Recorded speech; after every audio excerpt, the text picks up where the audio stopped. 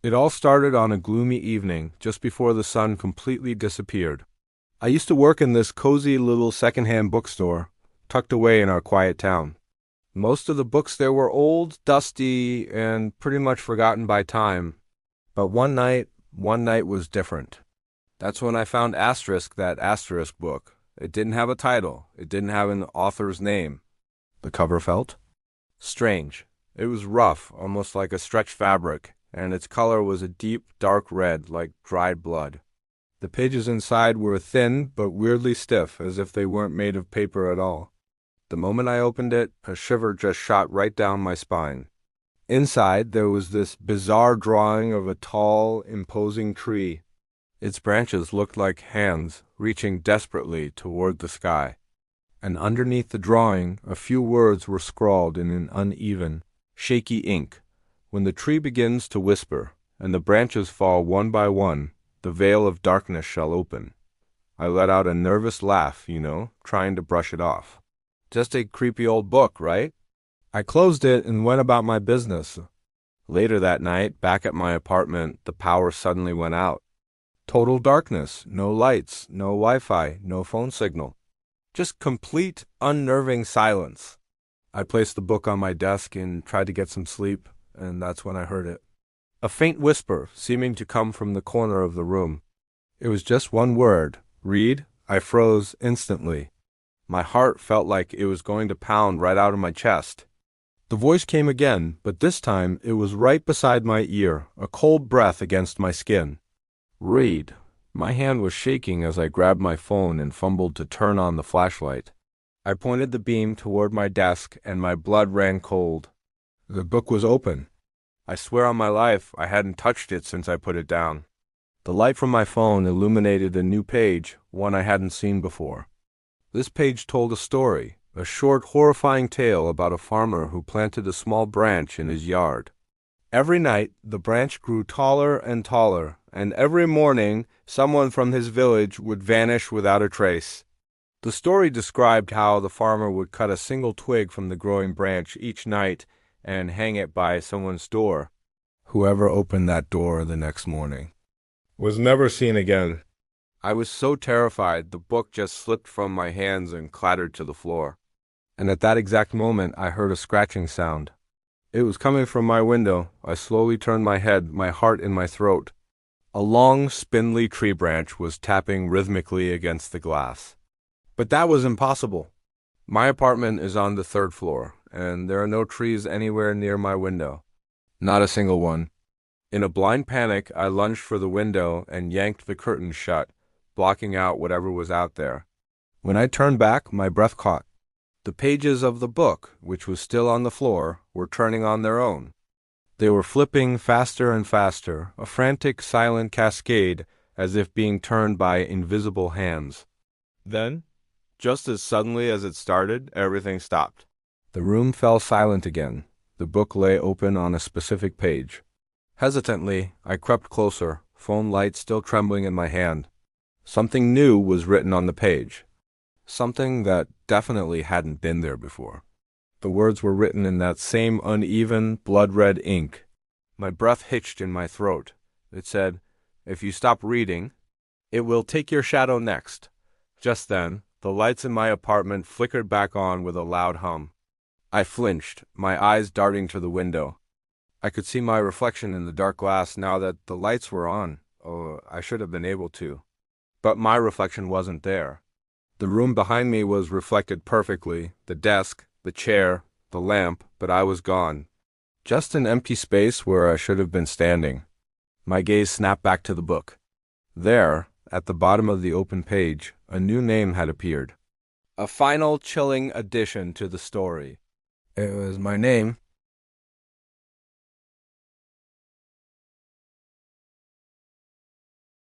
That night's sleep was a stranger. I just sat there, frozen, staring at the book lying open on my desk. My name was still there, clear as day, on the last page. My mind raced. Was I hallucinating? Maybe it was the stress, or maybe I'd had way too much coffee. I told myself I was losing it. So I did what any sane person would do in that situation. I decided to burn it. I grabbed the book and took it outside to the small patch of dirt behind my house. My hands were shaking as I poured the lighter fluid over its cover.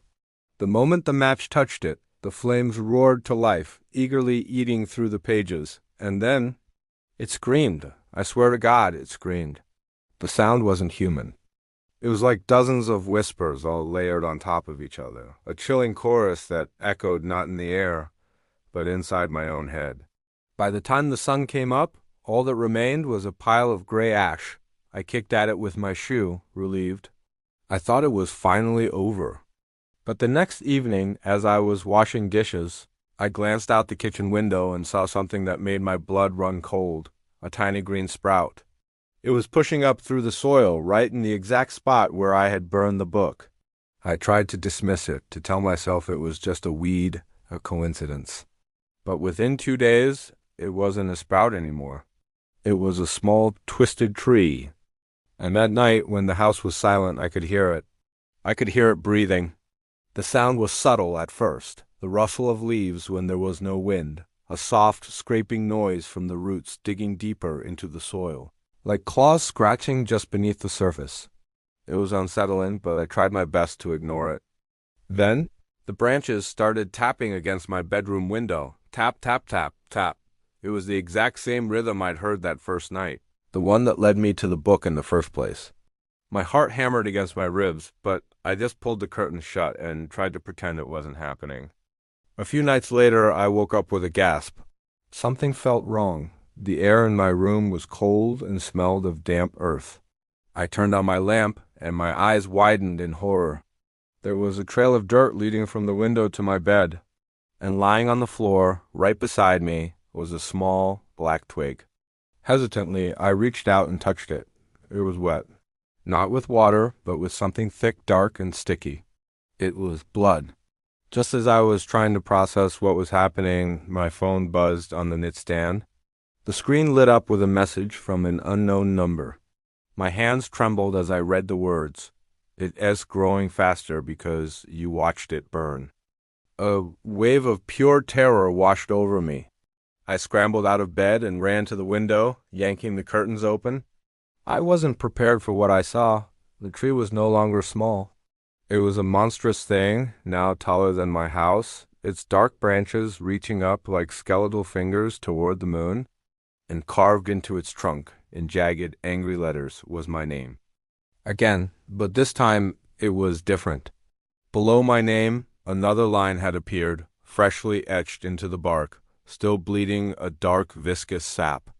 It read, "When the tree knows your name, it remembers your face. I don't go near that window anymore. I keep the curtains drawn tight day and night. But it doesn't matter. Sometimes when I close my eyes, I can still hear it. That whisper seeping through the walls of my house. It's soft, almost gentle, and it's always calling my name. It's patient. And every single morning, I notice something new. The roots have crept closer. I can see them now, pushing up through the floorboards in the hallway, weaving their way under my bedroom door. They're getting closer. And I know, with a certainty that chills me to the bone, that one day soon, they're going to reach me.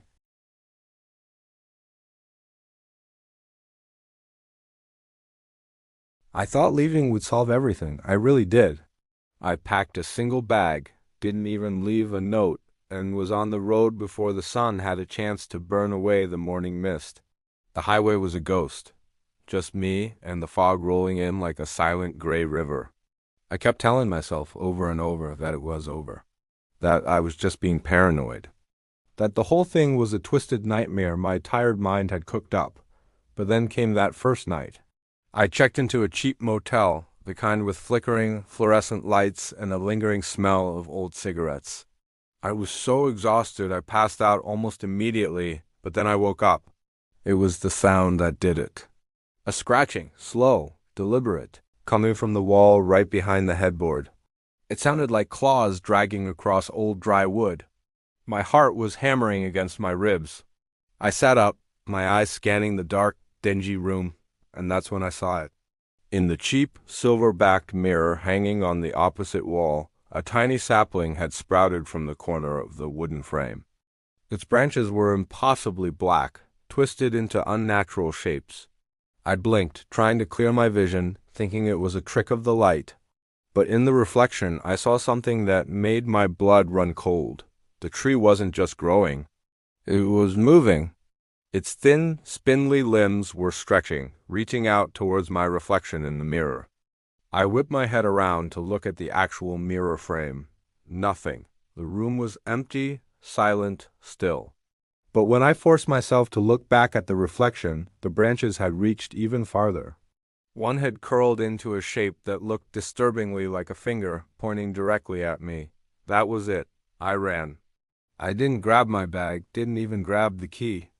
I just bolted out of that room, jumped in my car, and drove.